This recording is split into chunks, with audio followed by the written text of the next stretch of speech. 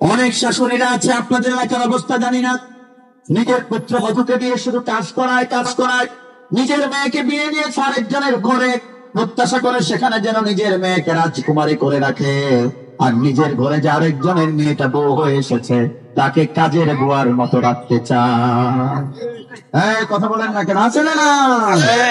আপনি নিজের ঘরের মেয়েটাকে ভালো রাখুন, আপনার মেয়েটাও ভালো থাকবে। 2 নম্বর হলো মাকে পুষ্টি সমৃদ্ধ খাবার এবং বিশ্রাম দেওয়া। 3 নম্বর, সন্তান জন্মের পর তার ডান কানে আজান, বাম কানে ইকামত। জোরে বলুন, ডান কানে কি আজান, জোরে বলতে হবে, ডান কানে আজান, বাম কানে ইকামত।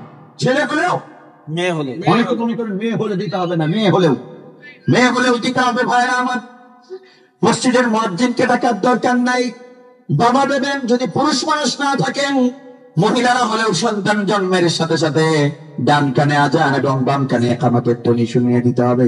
চিৎকার করতে হবে না, স্বাভাবিক আওয়াজে দেবেন। মহিলা মসজিদে নামাজের আজান পুরুষটা দেবে, কিন্তু সন্তান জন্মের পরে আজানের বাক্য নারীরাও শোনাতে পারবে।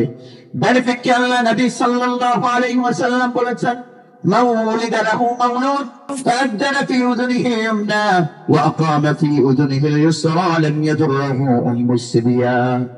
আল্লাহ নবী সাল্লাল্লাহু আলাইহি ওয়াসাল্লাম বলেছেন, কারো সন্তান হবার পরে যদি ডান কানে আজান দেয়, বাম কানে কি দিতে হবে? এটা যদি দেয়, ওই বাচ্চাকে দুষ্ট জিনেরা ডিস্টার্ব করবে না। আপনাদের এলাকায় আছে কিনা জানি না, আমি গ্রামে দেখেছি অনেক বাচ্চাদের দেখা যায় বাচ্চার ওজন 2.5 কেজি আর গলায় তাবিজ ঝুলিয়েছে আধা কেজি। আধা কেজি কেন, আধা মন ঝুলালেও লাভ হবে না, জিনে ডিস্টার্ব করবে যদি আজান না দেয়। বাচ্চার জন্মের সাথে সাথে ডান কানে আজান, বাম কানে ইকামত দেবেন, জিনেরা ডিস্টার্ব করবে না। আমাদের মসজিদ 5 তলা, 4 তলা থেকে এক খাদেম ছিল, ও একবার এসেছে রাত 11:30টার সময় হাঁপাচ্ছে। আমি দেখি যে লুঙ্গির নিচ দিয়ে পানি পড়ে। আচ্ছা, লুঙ্গির নিচ দিয়ে যদি পানি পড়ে ও হাঁপায়, তাহলে ওটা কিসের পানি বলেন তো আপনারা? কি প্রস্রাব করে দিয়েছে। আমি তার লুঙ্গি ভেজা দেখে বললাম, হয়েছে কি? সে বলছে, হুজুর মসজিদের 4 তলায় গিয়েছিলাম, গিয়ে দেখি এক মহিলা সাদা কাপড় পরে বসে বসে জিকির করছে। 11:30টার সময় এটা দেখলে কাপড় নষ্ট হওয়ার সম্ভাবনা আছে না? আমার ভাইয়ারা, আমি গেলাম, চল যাই, গিয়ে দেখি নাই। ছোটের সময় আমি যখন গ্রামে বড় হয়েছি, ছেলেরা বসো, প্রস্রাব করাতে 4 জন একসাথে, আশ্চর্য ব্যাপার। এদের ডায়াবেটিক নাকি? হাসপাতালে নিয়ে যান, ওদেরকে পরীক্ষা করান।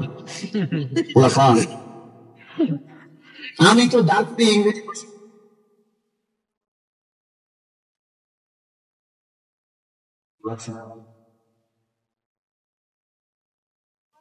সম্মানিত হয়।